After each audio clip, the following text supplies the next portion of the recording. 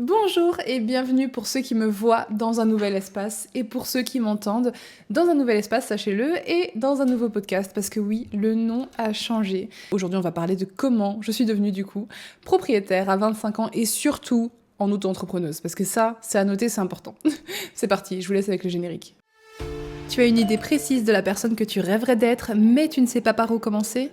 Je m'appelle Jade, je travaille dans le développement personnel et dans ce podcast, je vais t'accompagner au travers de ce beau voyage vers la meilleure version de toi-même, sans culpabilisation ni pression toxique de devenir that girl.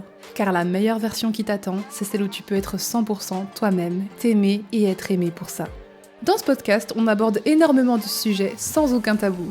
Rêve, peur, amour, sexualité, solitude, argent, succès et j'en passe.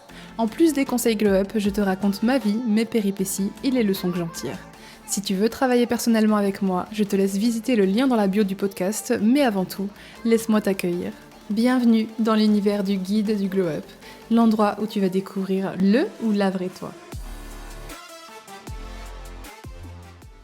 Alors aujourd'hui je suis navrée pour ceux qui ont l'image, il y a beaucoup de lumière, c'est un environnement extrêmement lumineux, juste au-dessus de moi il y a un énorme puits de lumière parce que oui, j'ai enfin acheté mon propre appartement, mais oh my god, ça fait des mois que j'attendais d'avoir les clés, que j'attendais que ça se concrétise et maintenant c'est bon, donc j'espère aussi que pour le micro il n'y a pas trop d'écho parce que c'est vrai que c'est pas toujours idéal, il manque des meubles hauts donc en termes d'écho on est vraiment, voilà, on part sur une grande pièce quand même. Déjà première chose que je veux aborder avec vous avant de parler de toute cette histoire de proprio, c'est pourquoi est-ce que le nom du podcast a changé ? Je pense que c'est assez évident. Ce podcast, j'ai lancé maintenant, ça fait plus d'un an, en février 2022, et je l'ai appelé Hey What's Up Parsons Up parce que c'était ma phrase d'accroche en fait à l'époque sur YouTube. Et je voulais vraiment un podcast où je pouvais parler de développement perso, de plein de choses, etc. Mais aussi de moi, de ma vie, etc. Et plus ça va, et plus en fait je me rends compte que l'univers du Glow Up, du guide du Glow Up, qui est devenu ma marque, me plaît trop en fait. Et entre-temps, ce qui s'est passé, c'est que non seulement j'ai arrêté YouTube, donc là maintenant, les gens, ils vont venir, ils me connaîtront plus, enfin bien sûr que si, les gens qui sont anciens, ils connaissent Suns Up, mais ils ont eu le temps de connaître mon pseudo et de rejoindre le podcast, mais j'ai envie d'avoir un nouveau public qui est plus centré sur le développement perso et tout ça, qui, lui, ne me connaît pas, et donc j'ai envie que quand tu vois le podcast, que tu tombes sur le podcast, tu saches exactement de quoi ça parle. Et donc, voilà. Parce que Hey What's Up, le podcast Parsons Up, ça veut pas dire grand chose au final. Alors, je me suis dit que j'allais le renommer le guide du Glow Up, parce que ça fait sens en fait, c'est tout à fait logique. C'est comme mon Instagram, c'est la suite des choses où on parle beaucoup de. Certes, je raconte mes expériences personnelles, mais ça reste aussi que on parle de Glow Up, d'évolution et tout, et je suis encore vouée à évoluer pendant très longtemps. Et peut-être qu'un jour, ça me tannera de parler de développement perso, de spiritualité, de toutes ces choses-là. Mais pour l'instant, c'est vraiment la direction de ma vie, donc voilà. Je me suis dit qu'on allait changer, faut que je change un peu la DA, donc tout ce qui est visuel, voilà, mais sinon, à part ça, y a pas grand-chose qui change, parce que de toute façon, mes épisodes de base, ils ont toujours eu des images qui n'avaient rien à voir avec Hey What's Up, le podcast, donc ça va, à part le générique, bref. C'est pas grave, en tout cas, voilà, juste pour vous annoncer, vous n'êtes pas perturbés, vous ne vous êtes pas abonnés à un podcast au hasard, c'est juste moi. Et aussi, voilà, aujourd'hui on va parler de comment je suis devenue propriétaire à 25 ans et en auto-entrepreneuse, et je suis plus principalement, pour ceux qui ne me connaissent pas, je suis influenceuse. Donc, bon, ce terme est pas ouf, hein, on le sait, mais bon, c'est comme ça qu'on nous qualifie le mieux. J'ai commencé YouTube en 2014, et puis j'ai commencé à travailler, à vivre de YouTube en 2016 un peu, puis je suis retournée aux études, puis je suis repartie des études, et j'ai recommencé à vivre de YouTube, bref. J'ai un long parcours à ce niveau-là, et donc voilà, je vous ai demandé de me poser quelques questions sur Instagram, mais ce qui est trop cool, c'est que les questions que vous me posez, c'est principalement de toute façon des choses que j'allais aborder. Donc je vais y faire référence de temps en temps pendant le podcast, mais je vais pas regarder à chaque fois parce que je sais déjà que c'est des choses que je voulais aborder. Donc déjà une question qui semble logique pour commencer, c'est ça fait combien de temps que je veux être propriétaire ? Alors il faut savoir que j'ai toujours voulu être propriétaire, mais je pensais pas si tôt et je ne pensais pas d'un tel bien. J'ai toujours voulu, en fait j'ai toujours... Vous savez, dans la vie, on a plusieurs objectifs qui font qu'on se dit « Ok, là, j'ai réussi ma vie. Ok, là, c'est la vie que j'ai toujours voulu mener. J'ai coché un goal essentiel. » Voilà. Il y a des gens pour qui c'est adopter un chien, il y a des gens pour qui c'est fonder une famille, il y a des gens pour qui c'est acheter aussi, ou voyager, faire le tour du monde. Bref, ça peut être n'importe quoi, en fonction de qui vous êtes. Et j'ai toujours su que je serais propriétaire, parce que ma mère est propriétaire, et donc ça me semblait logique d'être propriétaire de ma maison et pas locataire. C'est juste que, voilà, je trouvais que c'était une tranquillité supplémentaire, alors que bon, en termes d'avantages et d'inconvénients, être proprio, ça a aussi ses propres avantages et ses propres inconvénients, mais c'est propre à chacun. Et personnellement, j'ai toujours trouvé que c'était super cool, que c'était le summum à avoir. Voilà, c'est mon avis personnel. Après, je sais que c'est pas forcément le cas pour tout le monde et pour toutes les situations, et on n'est pas là pour discuter de ça. Mais par conséquent, moi, je voulais vraiment un jour avoir mon chez moi. Et la première idée que j'avais, c'était d'avoir, je vous l'ai souvent dit, une maison en Belgique, proche de ma famille, et une maison à Los Angeles. Voilà, je voulais ça de base. Sauf que ces dernières années, j'ai énormément changé, j'ai énormément grandi. Vous le savez, je pense, pour ceux qui me suivent. Sinon, j'aurais pas commencé toute cette histoire de glow-up. Mais plus le temps est passé, en fait, plus je voyais pas le plaisir, en fait, non, c'est plus que c'était de la frustration pour moi de dépenser mon argent dans un loyer, alors que l'argent que je gagne, je dis pas qu'il est durement gagné, mais en fait, on travaille tous assez dur, je trouve, pour ce qu'on veut, et pour l'argent qu'on a, enfin, même si c'est en vendant des photos de pieds, j'adore prendre cet exemple, je le prends tout le temps, c'est incroyable, mais même si c'est en vendant des photos de pieds, je trouve que mon argent, j'ai envie de l'utiliser pour quelque chose qui sert mon rêve, tu vois. Et jusqu'à présent, déjà, trouver une location en tant qu'indépendante, c'était trop chiant, c'était galère et tout, mais j'ai toujours eu de la chance, j'ai toujours eu assez très facilement ce que je voulais à ce niveau-là. Parce que finalement, la première maison que j'ai louée avec mes sous à moi, c'est quand je suis arrivée en 2020 sur Paris. Enfin, sur Paris, à 1 heure de Paris, mais bref, dans une maison qui est dans un patelin qui s'appelle Nogent-l'Artaud, pas loin de Château-Thierry, s'il y en a qui savent, voilà, j'habitais là. Et la maison était vraiment déplorable, c'est une passoire thermique, c'était une catastrophe et tout.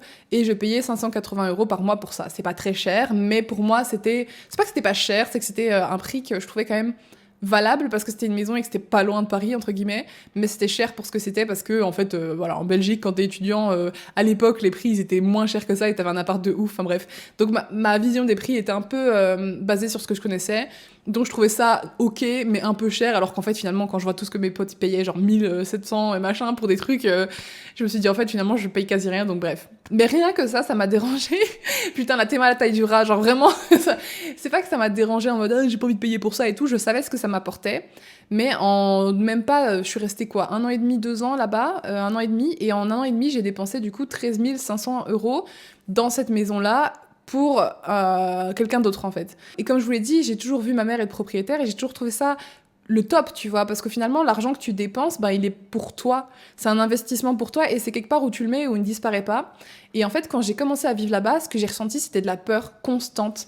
La peur, d'ailleurs c'est une question qu'on m'a posée, c'est comment est-ce que tu vas gérer le fait de la peur de plus avoir de travail, de pas pouvoir payer le prêt, etc. Mais en fait, je préfère 1000 fois avoir cette peur-là pour un... Enfin, en fait, je ne l'ai pas. Je ne l'ai pas déjà. Je l'ai pas parce que j'ai travaillé ma croyance avec l'argent, premièrement, mais aussi parce que, justement, c'est chez moi. Et en fait, ce que je ressentais quand j'étais en location, c'est que c'était pas chez moi et je me dis, à tout moment, t'as un pet avec YouTube et j'ai eu des problèmes financiers à ce moment-là parce que, justement, j'étais tellement obnubilée par l'argent. Enfin, ça, je vous l'ai raconté dans le podcast sur l'argent, mais j'étais tellement obnubilée par la thune, par oh mon dieu, il me faut de l'argent pour payer mon loyer parce que j'ai une obligation à ce moment-là, j'avais des obligations, l'assurance multirisque, j'avais l'assurance machin, j'avais ceci, cela, enfin j'avais toutes les obligations que tu as quand tu vis seul en tant qu'adulte et donc il y avait pas que le loyer, il y a pas que la bouffe, il y a tout le reste et je paniquais tellement sur l'argent que je savais même plus comment faire de l'argent et du coup bref, c'était n'importe quoi.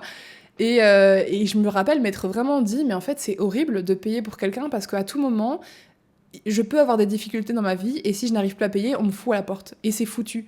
On me fout à la porte de chez moi. Et j'avais tellement peur de ça, vraiment ça me hantait. Et donc pareil, quand on a bougé avec mon ex, du coup, dans un appart ensemble, même chose, le loyer, je payais le même prix, mais finalement c'était le double parce qu'on était deux. Donc bref. Mais au final, moi, je payais la même chose et j'avais tout le temps cette peur constante, tu vois. Et je supportais pas ça. Mais à ce moment-là, je pensais pas que j'allais acheter. Vraiment, je pensais pas ça. Je me disais, purée, j'ai quand même hâte de bien gagner ma vie pour acheter bientôt. C'est vraiment ce que je me disais. J'ai hâte de gagner plus ma vie, nanana. Sauf que les choses ont fait que mon ex et moi, on a rompu. Et donc, il a fallu que je retrouve où aller. Alors là, c'était la panique. Franchement, après la rupture, c'était la panique parce que je savais pas où aller. J'avais envie de rester à Paris parce que Paris, c'est là où il y a mes amis, etc. Mais à la fois... c'est trop cher en fait, c'est trop cher. Si tu veux vivre à Paris, dans Paris, c'est trop cher pour moi, je veux pas mettre mon argent là-dedans. Et à la fois, j'ai pas envie de dépenser mon argent encore une fois pour quelqu'un d'autre, tu vois. C'est vraiment ce que je disais, je veux pas dépenser mon argent pour quelqu'un d'autre, ça me dérange. Enfin, sauf si c'est par choix. Si, tu vois, quand je vais à la pâtisserie, que je paye un truc, que j'achète un programme, que j'achète une carpette chez Ikea, oui, voilà. À ce moment-là, ça ne me dérange pas, mais je veux dire, pour me loger, pour avoir un toit sur la tête, moi, ça me dérange personnellement de payer quelqu'un d'autre par obligation. genre, par choix, je préférais payer pour moi. Enfin, en fait, c'est plutôt ça, tu vois. Ça me dérange pas que, par exemple, là, ben, j'ai un plan de retourner sur Paris pendant un temps et tout, mais de garder mon appart ici pour moi, pour faire des allers-retours, bah là, ça ne me dérangera pas de louer à quelqu'un sur Paris, parce que ce sera un choix, et j'aurai toujours quelque part où rentrer. En fait, c'est ça, j'avais besoin d'un ancrage, et je vous l'ai dit très très très souvent, je pense, dans les podcasts, mais j'avais besoin de cet ancrage où je peux retourner et où je peux rentrer. Et donc, à ce moment-là, quand je me suis retrouvée à être perdue... j'avais pas les moyens de rester sur Paris, ni forcément, je le sentais pas en moi, tu vois. Je me disais, ok, je pourrais rester sur Paris, parce qu'en vrai, oui, si j'avais les moyens, j'aurais pu me mettre encore comme avant, un peu dans le coin, mais je voulais faire les choses bien, ou pas du tout. Tu vois, avec moi, c'est tout ou rien. Soit je vis dans Paris, et vraiment dans Paris, dans un super appart et tout, de au moins 25 mètres carrés, tu vois, au moins, parce que Paris... C'est vrai, faut pas non plus demander 500 mètres carrés, tu vois. Soit je fais ça bien, soit je le fais pas. Et donc je me suis dit, bah je le fais pas, j'ai pas envie de le faire. Sauf que du coup, je ne savais pas où aller. Je me suis dit, bah il faut que je reste en France parce que mon statut d'auto-entrepreneuse, je l'ai en France et donc je ne peux pas partir vivre au Luxembourg, en Belgique. Enfin, je peux, mais ça demande beaucoup de démarches, c'est chiant. Donc, où est-ce que je vais en fait? J'étais perdue, je me suis dit, il faut que j'aille là où je connais des gens. Et donc, j'ai pensé à Montpellier. Genre, je connais quelques connaissances de stream, de machin, qui vivent tous à Montpellier, mais c'est des connaissances. C'est pas des amis profonds, je vais pas changer toute ma vie pour des gens que je connais à peine et être déçue encore une fois comme je l'ai fait par le passé parce que si je suis venue sur Paris, c'est surtout à cause de gens. C'est parce que je voulais être plus proche de mes anciens amis, mais en fait finalement le fait que je sois plus proche, ça ne changeait rien. On se voyait pas beaucoup plus en fait. Et j'ai juste été déçue et donc je me suis dit non, tu peux pas après avoir pris autant dans la gueule et avoir autant grandi, tu ne peux pas refaire la même erreur qu'à l'époque, c'est mort. Donc je me suis dit non, je ne vais pas à Montpellier en espérant que waouh, ce soit Friends là-bas, non. Je vais m'écouter moi et je vais aller là où ce que moi ça me tente. Donc à ce moment-là, je me suis dit c'est pas grave, je vais retourner chez ma mère le temps de réfléchir, je vais pas courir, sauter ailleurs, je vais prendre mon temps et réfléchir. Et par la même occasion, je parlais beaucoup avec ma sœur et mes deux sœurs sont dans l'immobilier, ma mère aussi, hein, mais un petit peu, enfin disons que ils ont tous des biens immobiliers multiples qu'ils mettent en location et c'est très récent, c'est pas ça fait quoi même pas 10 ans qu'ils ont commencé à faire ça parce que voilà, ça les amusait d'avoir des petits projets de prendre des maisons, des apparts et de les rénover et puis de les mettre en location et ça permettait voilà, d'avoir des trucs supplémentaires pour les enfants en fait. Enfin de base, elle a commencé ça pour nous. Puis après, ma grande sœur, elle est devenue folle dingue de ça. Genre là, elle fait vraiment, elle fait achat-revente, elle fait des plus-values de dingue. Bref, elle adore ça. Et donc, ça ne me faisait pas peur, en fait. C'est surtout ça. Je trouve qu'il y a énormément d'appréhension autour d'acheter. Quand je parle d'acheter, les gens, ils sont toujours là, oh, mais non, mais c'est dangereux, machin, mais genre... Enfin, que les gens qui n'ont pas acheté ou qui n'ont pas l'habitude d'acheter, en fait, que dans la famille, c'est pas une habitude, ils stressent de fou et ils paniquent et tout. Et j'ai envie de leur dire, mais c'est comme tout dans la vie. C'est comme moi, on m'a dit, ah, YouTube, fais pas ça, c'est dangereux, être indépendant, c'est dangereux. Ça a été le meilleur choix que j'ai fait de ma vie parce que ça m'a permis, au-delà d'avoir des performances financières que j'aurais jamais pu avoir autrement auparavant. Enfin, franchement, quand tu fais un seul placement, pardon, qui vaut 6 000 €, ok, c'est du brut, certes, mais tu peux demander plus, tu peux... En fait, t'as des libertés de... Bon, on n'est pas là pour parler de ça, mais en gros, t'as des libertés que je n'aurais pas pu avoir dans un autre métier. Soit, on n'est pas là pour parler de ça. Mais c'est des choses qui, moi, ne me font pas peur parce que, un, c'est des choses que je connais, et deux, je sais que je m'en sortirai, tu vois ce que je veux dire? Même si demain, imaginons, je pars à l'autre bout du monde, genre à Singapour, recommencer ma vie, on me dira que c'est dangereux. Mais alors, la vie est faite pour être vécue, tu vois. J'ai pas besoin de rester dans une sécurité qui est un faux bonheur, tu vois, dans un bonheur fictif qui m'apporte de la sécurité. C'est pas ça qui m'intéresse. Moi, ce que je veux, c'est ce que je veux. Voilà. Et je savais que je voulais un toit sur la tête et tout, et donc... Bref, ma sœur m'a parlé, une de mes sœurs, elle adore regarder les apparts et les trucs à dénicher qu'elle peut retaper aussi, parce qu'elles sont toutes les deux à faire ça, et elle m'a parlé d'un coin en France qui coûtait que dalle et qui était pas loin de ma famille. Mais genre vraiment, je vais vous dire le coin, parce que de toute façon je n'y vis pas, je l'ai pas acheté là-bas finalement, mais si jamais vous êtes en recherche pour être propriétaire, vous n'avez pas besoin d'être riche, vous avez juste besoin de trouver le bon timing avec les prêts, et surtout le bon endroit où vivre qui vous convient. En l'occurrence, là, elle m'avait parlé de Longuillon. Alors, il y en a plein qui connaîtront pas, c'est normal, c'est un peu paumé. Mais en gros, Longuillon, c'est une ville dans la Meurthe-et-Moselle, je crois. Donc, c'est pas trop loin de la Belgique. C'est par rapport à chez ma mère, c'est 45 minutes.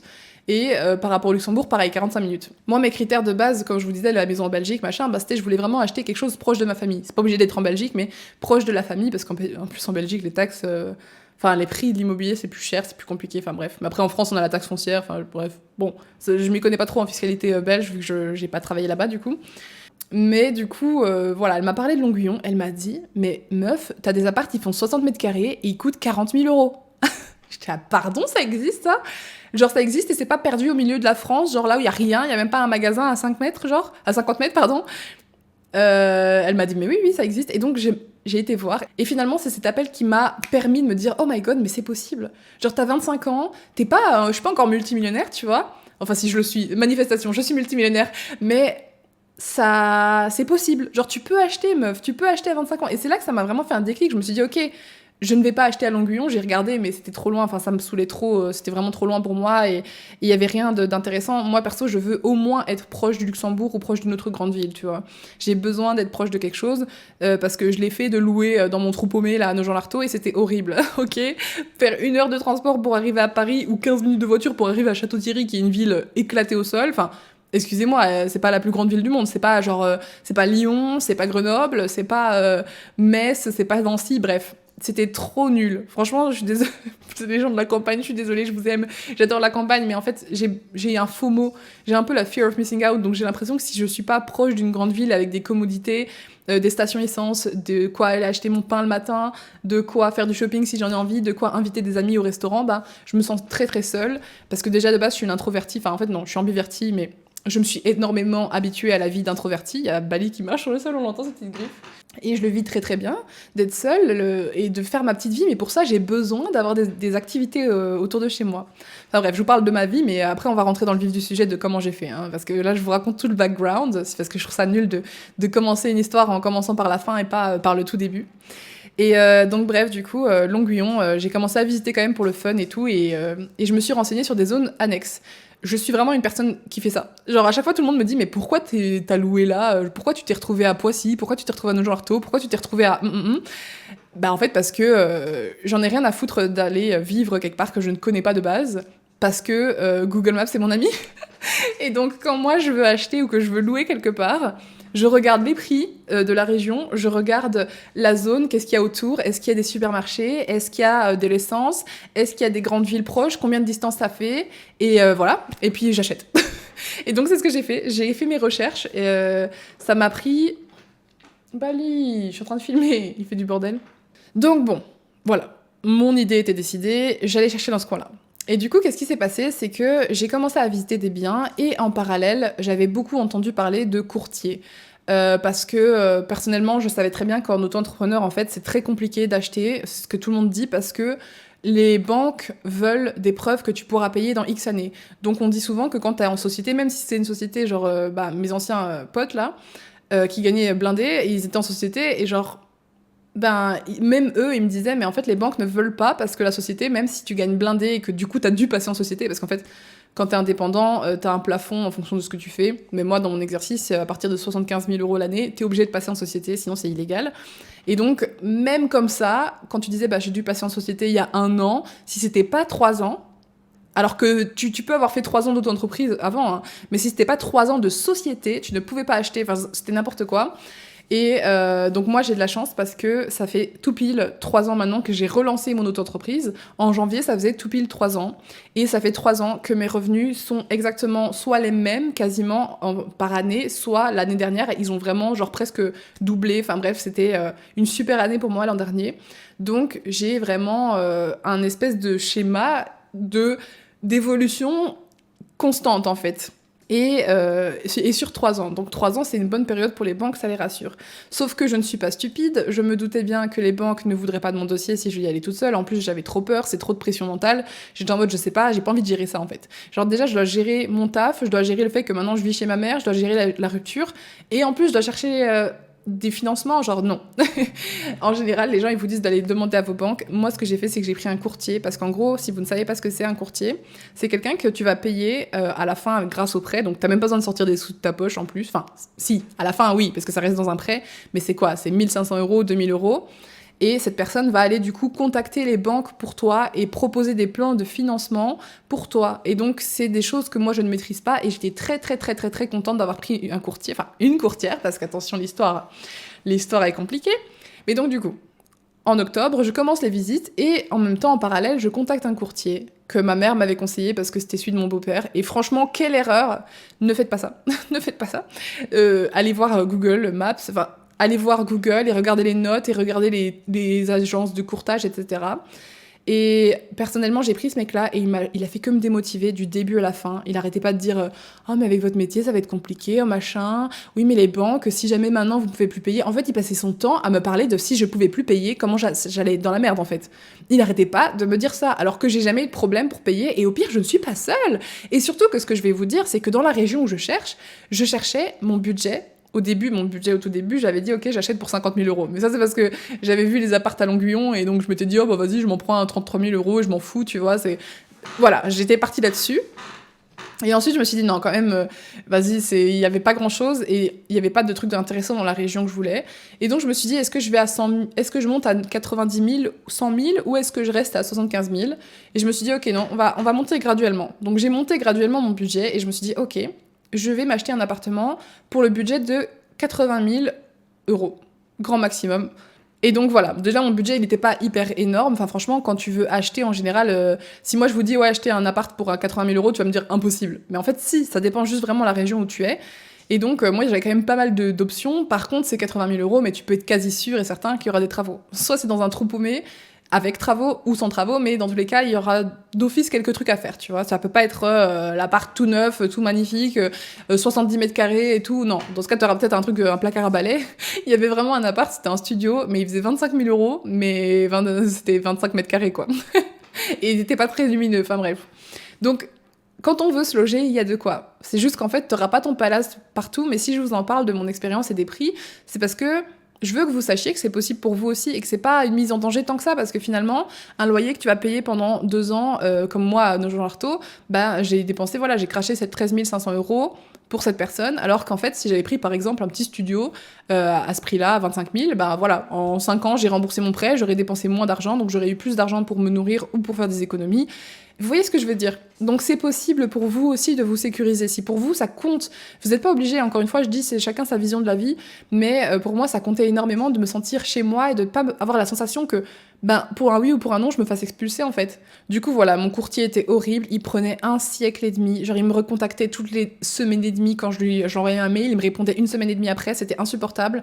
J'arrêtais pas de le pousser et de dire bon excusez-moi mais il y a un bien qui m'intéresse parce que j'étais tombée en amour d'un bien qui avait trop de travaux et que le mec de toute façon il arrêtait pas de refuser mes offres parce qu'il voulait plus cher et il voulait que je paye du coup 90 000 au minimum alors que il y avait au moins 30 000 euros de travaux, genre c'était vraiment une catastrophe cet appart et j'ai dit non, pour la région, non. Pour la région, il y a des appartements, je t'en prends un tout fait, tout neuf à 107 000 euros, sans travaux, donc non, c'est hors de question que je prenne ton truc de merde là. Donc heureusement, je suis restée bien dans mes baskets et j'ai refusé, et puis tant pis, je ne vais pas... je vous l'ai dit, moi c'est la vie qui va se plier à moi, et c'est pas moi qui vais me plier à la vie, tu vois, clairement pas, parce que je vais pas aller prendre ton vieil appart et puis être déprimée parce que j'ai plein de problèmes et tout, enfin non, c'est hors de question. Bref, du coup, j'ai continué mes recherches et tout, et je suis allée voir plusieurs appartements, jusqu'au jour où j'ai trouvé celui qui me plaisait. Mais petite pause dans cette histoire-là, c'est une histoire qui a beaucoup de va-et-vient, c'est un peu compliqué parce qu'il faut que je vous explique ma situation avec le courtier, ma situation personnelle et ma situation bancaire, appart, etc. Donc, petite pause dans la trouvage d'appart et je reviens à l'histoire du courtier. Le mec, il m'avait trop saoulé, mais quand même, heureusement, il m'avait demandé de faire un bilan. Alors, il me l'a demandé au bout de 2 mois. Hein. On a travaillé ensemble 2 mois, et au bout de 2 mois, il m'a dit « Mais en fait, je n'arrive pas à synthétiser ce que vous faites et tout. Vous m'avez donné tous vos statistiques, tous vos screenshots, machin, mais je comprends pas exactement. Est-ce que vous pourriez faire un bilan ?» d'entreprise, tu vois, et je t'ai mis un bilan, mais moi j'ai pas, enfin en fait quand je suis indépendante, mes comptables veulent pas faire de bilan, donc c'est un peu bizarre, mais parce que c'est pas la première fois qu'on me demande un bilan. En gros c'est que les sociétés apparemment, d'après ma boîte de compta, ma soeur me dit que c'est faux, j'en sais rien, mais en tout cas mes comptables ne voulaient pas me faire de bilan. Par contre ce qu'ils m'ont fait c'est une attestation de revenus pour prouver que voilà je suis pas en train de mentir, je suis pas en train de gonfler les chiffres, j'ai vraiment gagné ça. Tu joins toutes tes fiches de l'URSSAF, tu joins toutes tes fiches d'impôts, bref, tu donnes toutes les justificatifs possibles, mais même avec ça il n'arrivait pas à comprendre les choses, parce que quand tu es en auto-entreprise, donc comme moi, ou en société, il faut que tu prouves que ta société a des objectifs, des pronostics, enfin bref, pas des pronostics, mais en gros, qu'est-ce que ça va devenir plus tard, le rendement futur. Faut regarder en fonction de l'évolution des stats, ok, là je gagne tant, qu'est-ce que je prédis pour l'année X. Et donc il m'a demandé de faire ça.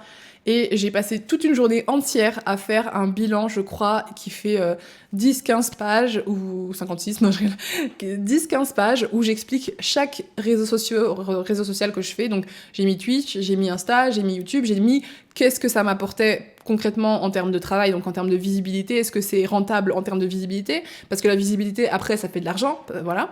Est-ce que c'est rentable directement en termes d'argent, où est-ce que je mets le plus de temps, enfin bref, j'ai commencé à faire un bilan de tout ça, etc. Et donc ce bilan, je vous le dis, c'est ça qui m'a permis de faire mon prêt. Mais genre vraiment, parce que lui, il l'a vu, il a dit ok, c'est super et tout, mais bon, il l'a pas envoyé à des banques, et donc ça m'a cassé les pieds, parce que le mec, je lui ai envoyé mon bilan, et 2 semaines plus tard, il me dit ah, j'ai pas encore envoyé votre dossier, parce que, vous savez quoi ? J'en ai ras le cul. Donc ce que j'ai fait, c'est que quand j'ai eu la visite du coup de l'appart que j'ai eu un coup de cœur énorme, le monsieur il m'a dit ah, vous êtes avec un courtier, c'est quelqu'un de chez CAFPI et tout. Parce que CAFPI, en gros, c'est un truc une société de courtage, quoi, en gros, et qui emploie plein de courtiers, etc.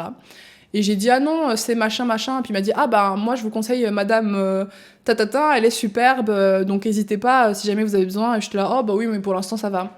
Je lui ai dit ça, c'était en octobre, encore une fois. Hein. Mais sachez qu'au mois de décembre, j'en avais un peu ras le cul. Donc, je me suis dit, ah tiens, madame de CAFPI, c'est vrai que de base, le pire, c'est que de base, j'avais un rendez-vous avec elle avant que ma mère me dise, non, mais j'ai un courtier pour toi. Donc, en fait, j'aurais pu très bien avoir... Bon, après, c'est pas grave, les choses se sont faites parfaitement, le timing divin, tu connais. Mais voilà, j'aurais pu avoir des solutions bien plus tôt. Mais du coup, son nom me disait quelque chose et je me suis dit, ok, je vais reprendre rendez-vous en espérant tomber sur elle. Et comme de fait, je suis retombée sur elle. Et oh my god, cette femme est incroyable. Franchement, j'ai eu tellement de chance. Je travaillais avec des femmes qui étaient incroyables. La courtière, elle était superbe. L'agent immobilier, elle était superbe. Les deux sont super réactives. Tu demandes des papiers, ils te les envoient. Tu demandes des questions, ils te répondent. Enfin, c'était incroyable. Et arrivé, on s'est vu. Elle m'a dit, ok, c'est quoi vos recherches, c'est ça que vous voulez? Ok, ben je vous appelle lundi. Lundi, vous m'envoyez vos documents. Moi, je me charge de vous poser les questions supplémentaires sur le dossier. Et puis, j'envoie ça aux banques dès mardi. Parce qu'en gros, ce qui se passait, c'est que on était déjà au mois de janvier et au mois de février, elle savait que les taux allaient augmenter et être. Enfin, c'est une histoire de TEAG. Enfin bref, c'est un truc de banque. Et en gros, les prêts allaient être quasi impossibles. Voilà, tout simplement, les prêts allaient être quasi impossibles. Donc, ce qu'il fallait qu'elle fasse, c'est à tout prix faire passer mon dossier avant février. Et donc, c'est pour ça qu'elle s'est activée comme jamais. En une semaine, la meuf, en une semaine, elle a envoyé mon dossier à plein de banques. Et en une semaine et demie, elle avait des retours. Elle avait des retours Il y avait 3 banques qui étaient prêtes à signer avec moi. 3 banques. Alors que le mec, il a fait que pendant 2 mois et demi, le mec, il a fait que me démotiver, me dire « Ah, ça va être compliqué, ah nanana. À mon avis, vous n'aurez pas de banque physique, hein. Vous allez devoir passer par une banque en ligne, donc vous n'aurez pas de guichet, mais vous pourrez les avoir par téléphone. » Et j'étais là, bon, ben, s'il faut ce qu'il faut, tu vois. Mais moi, j'avoue que j'étais plus rassurée d'aller, je sais pas moi, une banque physique, Crédit Agricole, Société Générale, Caisse d'épargne, enfin quelque chose où tu peux te présenter. Si t'as un problème, t'y vas, et puis c'est réglé. Et lui, il était en mode, ouais, non, ça risque d'être compliqué, ils voudront pas, ils sont un peu frileux avec les trucs influenceurs, blablabla. Elle a tenté, et les 3 ont répondu, et genre, dedans, il y avait ma nouvelle banque de cœur, le Crédit Agricole. Et genre, j'étais trop contente, parce que moi, j'étais chez Caisse d'épargne, mais ils étaient merdiques, je suis désolée, je vous le dis. La Caisse d'épargne, en tout cas, j'étais à celle de Toulouse, alors oui, me demandez pas pourquoi, j'ai commencé mon auto-entreprise à Toulouse, donc du coup, j'étais chez eux. Et ils sont nuls. Le suivi client, il est pourri. La meuf, elle est désagréable. Enfin, ma conseillère, ils me l'ont changé au début, je l'aimais trop, mais là, c'était une meuf super désagréable, enfin, vraiment horrible. Et eux, ils ont même pas pris la peine. Hein. Je leur ai parlé de mon projet, ils ont fait « Ah non, revenez quand vous aurez 3 ans d'entreprise. » Mais genre, j'avais 3 ans d'entreprise 3 semaines plus tard. Enfin, ça aurait rien changé, tu vois. Bref, catastrophe. Mais elle, en fait, elle a vraiment trouvé la banque parfaite en 2 secondes et demie. Et donc voilà, on retourne là où j'en étais avec la recherche d'appart. Voilà que je tombe enfin sur l'appartement qui me fait de l'œil. Je le vois, il est genre à 70 000 €, plus 5 000 € de frais d'honoraires d'agence, donc il est à 75 000 €. Et il est vraiment top, quoi. Je vois qu'il a des puits de lumière, je vois que il est tranquille, dernier étage, donc personne peut me déranger. En plus, en duplex, je me dis, mais attends, mais il est vraiment bien. C'est quoi la couille, tu vois? Je me suis dit, il y a une arnaque derrière ça, c'est pas possible, tu vois. Donc je vais visiter, et franchement, bon, à part le fait que il y a des locataires qui sont très sales et tout, et que j'ai remarqué ça direct, j'étais en mode Erk. Mais à part ça, voilà, je me dis, il y a pas de pète, tu vois. Je pose plein de questions, et il m'intéresse énormément. Donc ce que je fais, c'est que je dis, écoutez, je vois avec ma courtière et je vous redis quoi dans une semaine. Parce que c'était les vacances, heureusement, c'était les vacances de Noël. Donc j'ai eu le temps, j'ai eu vraiment une bonne semaine de réflexion avant qu'il revienne du boulot et que là, je puisse poser mon dossier. Parce que j'avais peur qu'il parte. Forcément, là, ça faisait des mois que je cherchais des apparts, que j'épluchais, il y avait rien d'intéressant. Et là, soudainement, t'as celui-ci, j'étais en mode, oh my god, il me le faut. Mais j'étais pas sûre, pendant longtemps, j'étais pas sûre. Je vous avoue, j'étais encore un peu triste, j'avais le deuil de l'ancien appart que j'aimais trop et tout, que j'essayais quand même encore d'avoir à ce moment-là. Hein. Vraiment, jusqu'au dernier moment, j'ai dit, j'essaye d'avoir ce putain d'appart, je monte le prix, mais j'irai pas au prix qu'ils veulent. Genre vraiment, je leur ai proposé 83 000 euros, 87 000 j'ai demandé, mais ils étaient là, non, on veut 90 000. J'étais là, bon bah, ok. Si c'est ça, c'est que au bout d'un moment, si t'insistes, que tu forces et que les choses ne viennent pas, peut-être que c'est une bonne leçon et peut-être que c'est une bonne chose. Limite, j'étais soulagée qu'ils acceptent pas mon offre, l'autre appart. Comme ça, je pouvais prendre celui-ci et au moins pas de regrets parce que bah, je n'avais pas de coup de cœur flamboyant pour celui-ci comme j'en avais pour l'autre. Mais je savais que celui-ci me rendrait plus heureuse parce que j'avais beaucoup moins de travaux et ça se voyait direct, j'avais quasi pas de travaux. Si je veux, je peux vivre comme dedans comme ça, c'est juste qu'il est moche, sa mère. Pour la cuisine et la salle de bain, elles sont trop moches. Bref, du coup, au retour de vacances, j'ai fait mon offre d'achat au prix. Voilà, je me suis dit que je vais pas négocier parce que je voulais vraiment l'avoir. Je me suis dit, ils ont quand même eu quelques visites, donc je voulais vraiment l'avoir à ce prix-là. Je me suis dit, ok, je m'en fous, franchement. Même négocier genre 3 000, 15 000, oui, ça m'aurait permis de couvrir le prix des travaux, mais c'est bon, je suis pas un rat à ce point-là, tu vois. Donc, vas-y, j'ai demandé au prix et voilà. L'offre a été acceptée genre dans les 30 minutes, même pas. Elle était en mode, voilà, vous êtes accepté et tout, la propriétaire est d'accord. Et je suis là, oh my god! Et au début, je me suis même demandé si j'avais pas une malédiction avec cet appart, parce que pile au moment où j'ai appris que mon offre était acceptée, ben, ma grand-mère était pas bien. Et puis après, quand j'ai fait l'offre de prêt, enfin quand la courtière du coup a reçu la proposition de prêt, j'apprends que ma sœur a fait un accident. Enfin franchement, j'ai vraiment flippé, tu vois. Moi-même, j'ai fait une panne de voiture pendant 2 mois, j'avais pas de caisse. Je me suis dit mais il y a une malédiction ou quoi dans cette baraque là, mais bref, ça c'était vraiment des vieilles coïncidences de merde et tout. Et puis j'essaye de ne pas attacher d'importance à ces événements-là parce que finalement, c'est quand tu en attaches que dans ta tête, tu te crées ça. Bref. Donc petite anecdote marrante, mais voilà, c'était bon, l'offre était acceptée. J'avais plus qu'à faire les démarches, signer le compromis et attendre d'avoir mon appart. Donc voilà. C'est un peu... c'est pas hyper excitant comme histoire parce que du coup, bah, c'est juste grâce à ma courtière en fait que vraiment... grâce aux documents que j'ai faits et grâce à ma courtière qui m'ont permis d'avoir cet appartement finalement. Et donc pour vous dire un peu plus de choses par rapport au prêt que j'ai fait, j'ai en termes d'intérêt... Alors... Bah, les intérêts, dernièrement, ils étaient pas hyper intéressants en France. Faut savoir qu'en Belgique, moi, je suis habituée à voir des intérêts qui sont de 4% et quelques. Donc, quand je vois des intérêts qui sont inférieurs à même 3% et tout ici, je suis en mode, oh, bah, tranquille, tu vois. Mais en vrai, ça restait quand même, enfin, je pense que globalement, j'ai entre 2% et 2,81% d'intérêt. Mais comme c'est une petite somme et que, en plus, bah, je vous l'ai dit, je suis habituée à plus, ça m'a pas choqué en fait, mais je sais que pour beaucoup de gens ils l'auraient pas fait, ils auraient dit ah non ça vaut pas la peine, mais bon moi je suis pas à ça près, enfin je m'en fous. Concrètement je m'en fous. Pour de futurs achats peut-être que je serais plus regardeuse, on dit comment, regardante, mais là je voulais vraiment genre un toit sur ma tête et donc je suis super ravie. Du coup je vais répondre à certaines questions que je pense avoir pas répondu. Ça change quoi d'être propriétaire en auto-entreprise? Bon vous avez compris hein, c'est plus compliqué.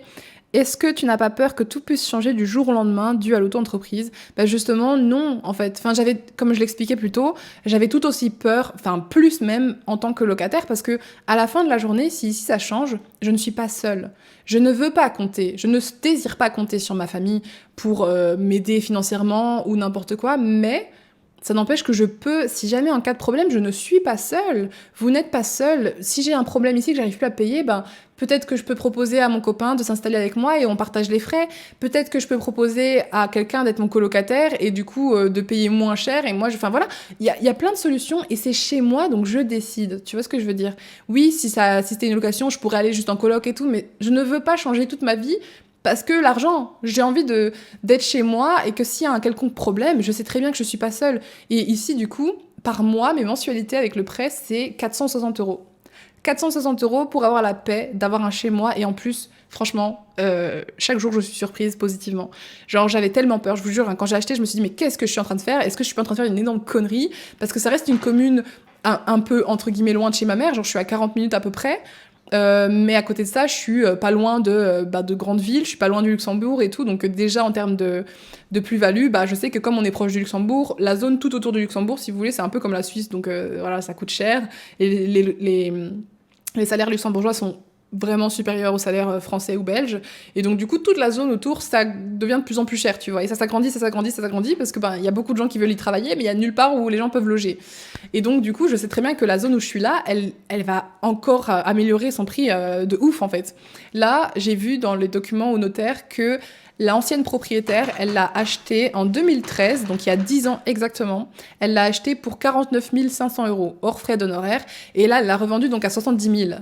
Donc ça veut dire que presque en 10 ans, elle a presque fait plus de la moitié en bénéfice, en plus-value. Vous voyez ce que je veux dire? C'est dingue. Alors que l'appart, il est dégueulasse. Elle n'a pas repeint, elle n'a pas changé la cuisine et tout. Enfin, vous avez vu, si vous n'avez pas vu, j'ai sur le guide du globe, sur TikTok ou Instagram, vous allez voir, il y a le house tour. Vraiment, il est comme elle l'a laissé.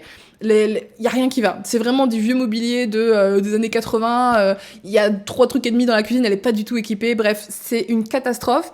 Et pourtant, elle a quand même gagné presque plus de la moitié du prix d'achat en revendant, quoi, 10 ans plus tard. Donc, je sais que là, rien que là, la cuisine que je vais faire, là, je vais m'acheter une cuisine à 2000 € à peu près à Ikea.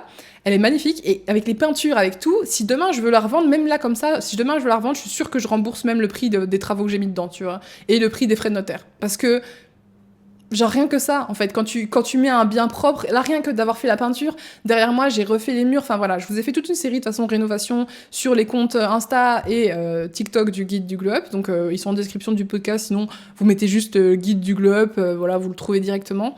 Mais là je suis déjà en train de faire de la plus-value rien que pour moi, pour vivre ici dans un endroit agréable, quoi, tu vois. Donc je ne m'inquiète pas du tout, parce que demain je n'aurai aucun problème à payer, puis en plus comme je dis c'est 461 €, c'est pas grand chose. Et ce qui est cool, c'est que dans mon prêt du coup. Alors les banquiers du Crédit Agricole, vraiment pareil, cœur sur eux parce qu'ils ont été super cool. En fait, la personne elle a accepté mon dossier parce que ils trouvaient ça original d'avoir une influenceuse. Ils étaient en mode c'est cool, c'est une jeune qui veut faire son projet et tout. Ah oui, et d'ailleurs point de plus, vous êtes jeune, donc si vous voulez acheter, que vous êtes jeune et tout, même si voilà, c'est aussi une sécurité supplémentaire pour les banques. Enfin, j'ai 25 ans, vaut mieux que j'achète maintenant que quand j'en ai 50 et que j'ai peut-être des soucis de santé, tu vois ce que je veux dire. Mais bref, ça c'est encore autre chose.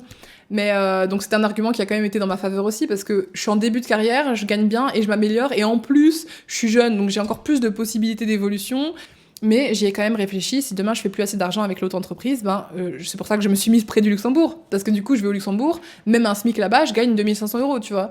Donc j'aurai largement de quoi subvenir à mes besoins. Enfin largement, non, c'est ce dont j'ai besoin pour vivre en brut. Donc, mais voilà, là ce sera en net, donc c'est différent. Enfin je crois, j'en sais rien. Bref, il faudra que je vérifie. Mais voilà, donc je ne crains rien en fait, c'est ça. Finalement, je me suis mise en sécurité. J'ai choisi une sécurité qui ait fait peur. Vous voyez ce que je veux dire?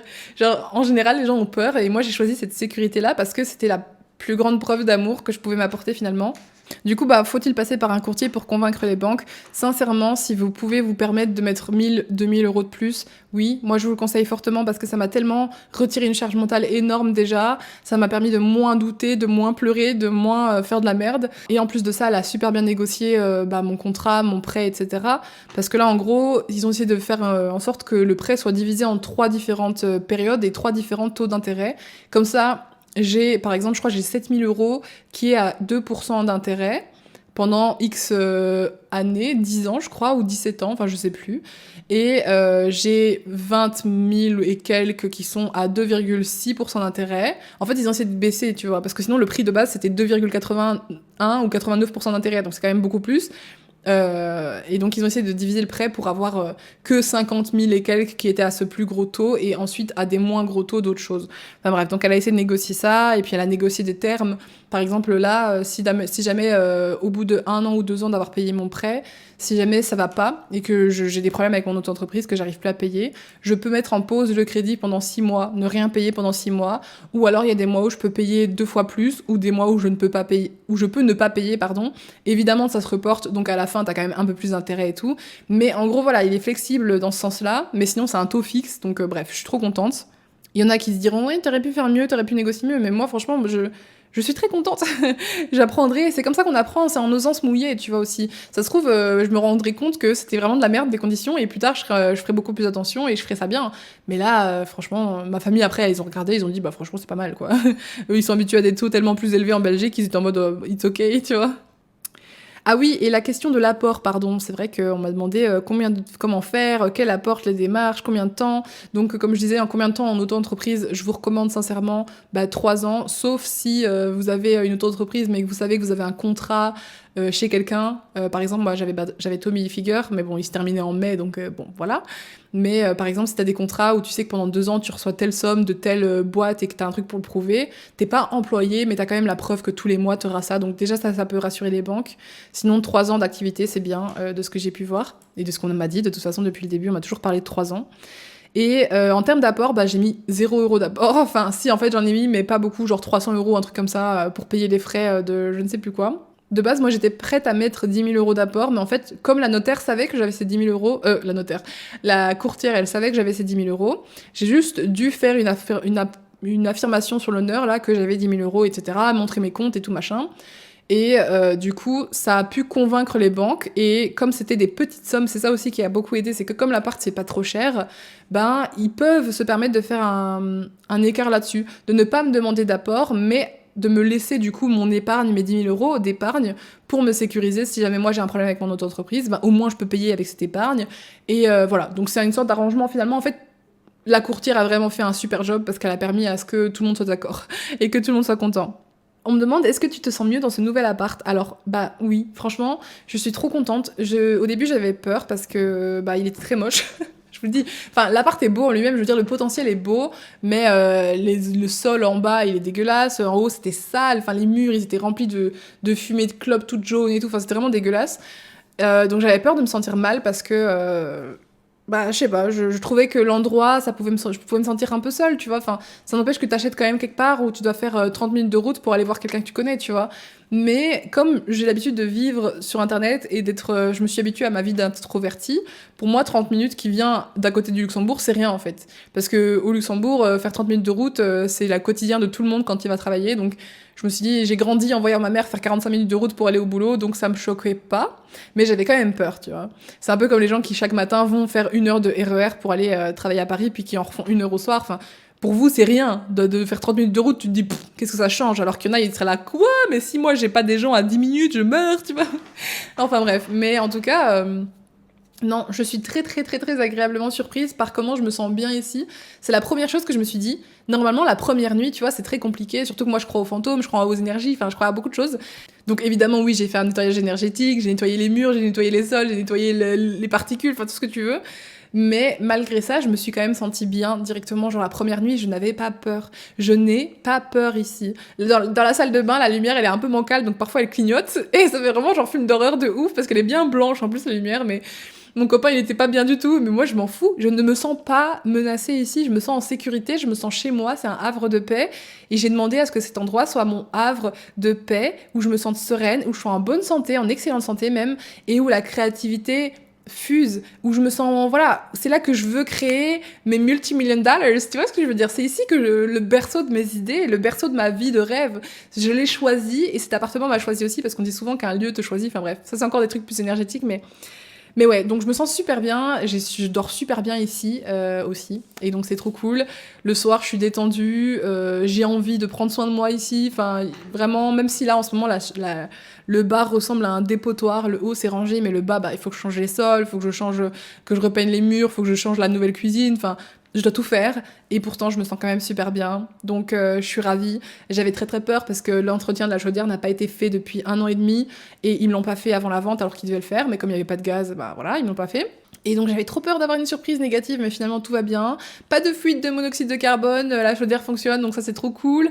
Et en fait voilà, c'est que des bonnes surprises quoi, c'est que des bonnes surprises. Tous les parkings de ma ville, ils sont gratuits, donc je me mets où je veux.